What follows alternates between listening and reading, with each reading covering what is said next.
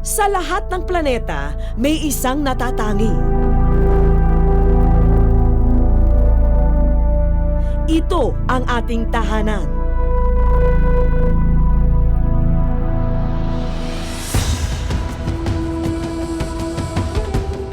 Milyong-milyong taon ang binilang para magkaroon ng forma ang ating mundo.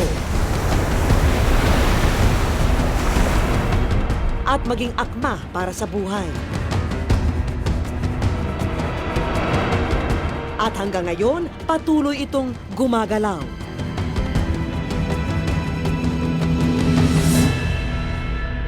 Bawat araw, bawat segundo, nagbabago ang mundo. Kung minsan bayolente at mapanira ang mga paggalaw ng lupa, at kailan lang nakita po natin ang pinsalang maaring idulot ng isang lindol. Sa panahon ng sakuna, ground zero kung tawagin ang mga lugar na may pinakamalaking pinsala. Ano-anong lugar nga ba ang may ganitong peligro? Saan nga ba nagmumula at paano nagaganap ang paglindol? Magandang gabi po. Ako po si Vicky Morales. Kasama ang buong pwersa ng GMA News and Public Affairs, alamin natin ang mga kasagutan.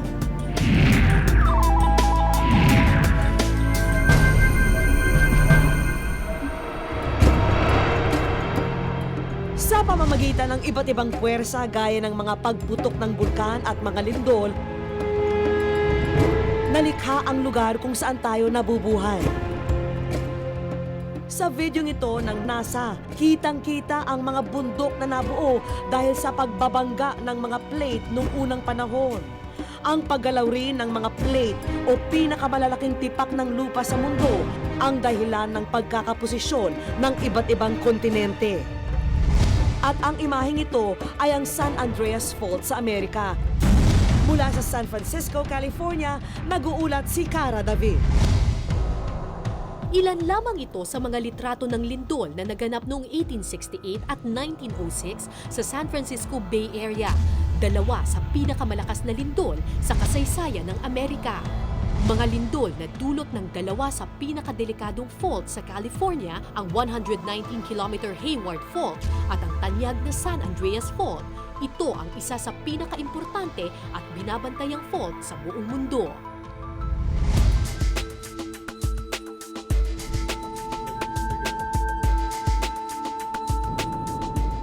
Malaki na ang ipinagbago ng syudad ng Hayward na matatagpuan sa San Francisco Bay Area simula nang maganap ang lindol dito noong 1868. Sa tagal nito, nabaon na sa limot ang pinsala ng lindol. Pero makalipas ang mahigit 100 taon, muling nagpaparamdam ang kinatatakutang earthquake fault. So nakikita ninyo itong crack na ito. Evidence yan na dumadaan dito sa kinatatayuan ko ngayon, yung Hayward Fault, kung saan nagkaroon ng malaking earthquake noong mga 1800s. Tingnan mo itong curve na ito. Ganyan yung nangyari sa kanya. Dati magka-align yan ng ganyan. Through time, siguro magbilang pa tayo ng ilang mga taon, baka talagang humiwalay na yung dalawang sementong yon dahil sa patuloy na pagkiskisan ng Hayward Fault. Pero paano nga ba nagkakaroon ng lindol? Ang ating mundo ay parang isang malaking jigsaw puzzle kung saan bawat pyesa ay tinatawag na plate. Fault naman ang tawag sa biyak na naghahati sa mga plates na ito.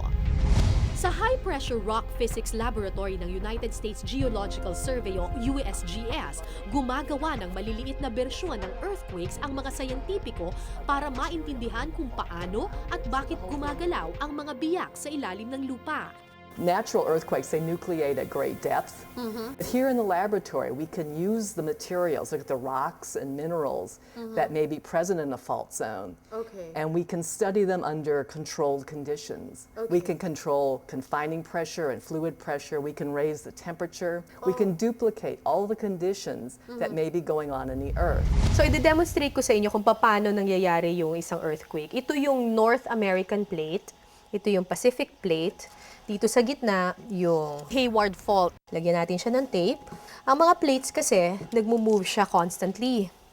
So ngayon, kapag nagsobra na ng stress, minumove ko siya ngayon. Tingnan niyo kung anong mangyayari doon sa nilagay kong tape. Yan ang earthquake. ganyan ang itsura ng earthquake.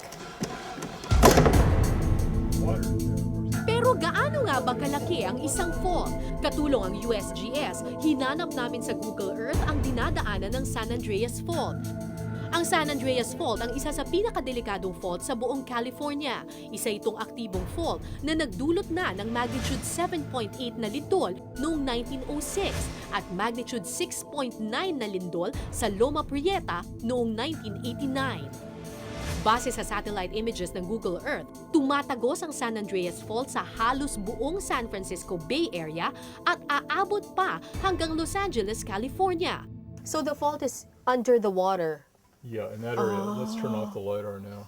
The valley was formed because there's a fault there. Right, and used to drain through this canyon here, and they plugged it up with a dam. This is the San Andreas Reservoir. That's the fault is actually named after. Sinundan ko ang satellite images ng San Andreas Fault na aking nakuha at dito ako dinala ng aking paghahanap. Sa unang tingin, akala mo karaniwang body of water lamang, pero sa ilalim ng tubig na yan, diyan tumatagos ang San Andreas Fault. Itong sa mapa na nakuha ko mula sa Google Earth, so ito makikita ninyo yung Crystal Springs Reservoir, mahaba siya, dire-diretso hanggang Pacific Ocean. Sa ilalim niya ng San Andreas Fault, kung tatanggalin natin yung tubig, ito ang itsura niya. Kitang-kita kung gaano kalaki at gaano kahaba ang San Andreas Fault. Nakakalula sa laki ang San Andreas Fault. Akalain mong nakalikha ito ng ganito kalawak na lawa. Sinundan ko pa ang mga satellite images na aking nakuha at kinilabutan ako nang makitang tumatagos ito diretso sa isang syudad na malapit sa maraming Pilipino, ang Daly City.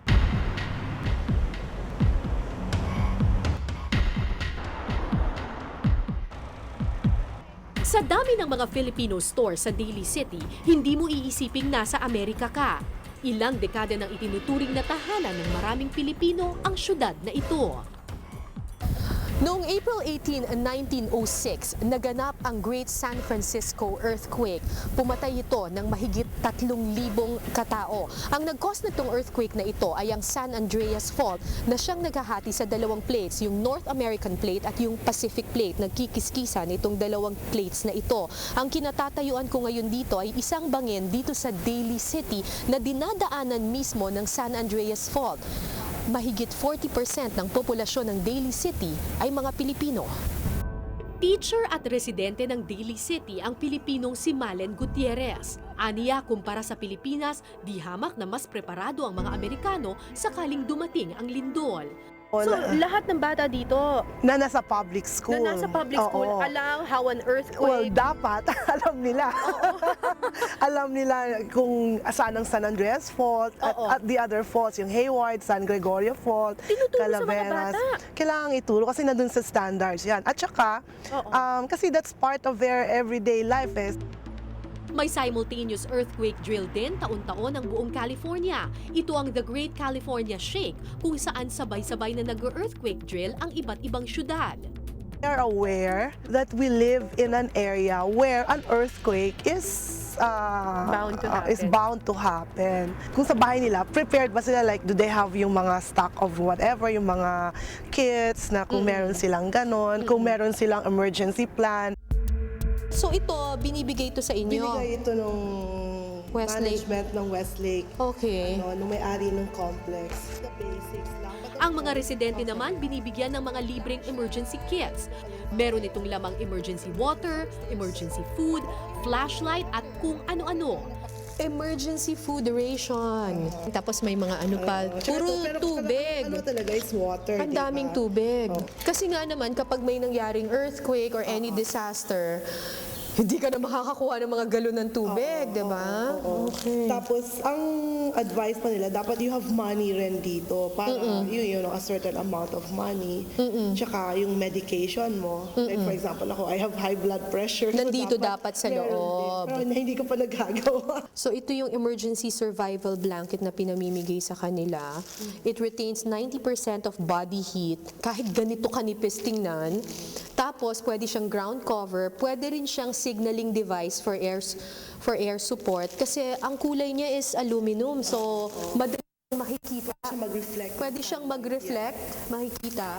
Sa kabila ng kanilang mga preparasyon, aminado si Malen na hindi pa rin ito sapat para mapigil ang pinsala sakaling dumating ang malakas na lindol dulot ng San Andreas Fault. Pero kahit papano, nababawasan ang kanilang pangamba. So you just have to rely on your own preparation and your faith, you know, in God na kung mangyayari siya, then you just leave everything na lang to the Lord, yun na lang. You don't wanna wake up every day and tell yourself, oh my God, I'm going to be scared, baka today is the day. Diba? Paano naman yung quality of life mo? So preparation Preparation is and key. prayers. And prayers, yeah. So it lessens the tension. Kung tutuusin, mas delikado ang lagay ng Pilipinas kesa Amerika pagdating sa mga sakuna tulad ng lindol. Nakaposisyon kasi ang ating bansa sa Ring of Fire kung saan naitalang mas maligalig ang ilalim ng lupa. Mahahaba at aktibo rin ang mga fault sa ating bansa. Tad-tad rin tayo ng mga bulkan at trench na pinagmumulan ng mga pagyanig. Batid kong di natin mapipigilan ang dikta ng kapalaran. Hindi natin hawak ang oras ng kalikasan. Pero walang mawawala kung tayo'y maghahanda. Walang mawawala kung aalamin at lalo nating kikilalanin ang galaw ng mundo natin.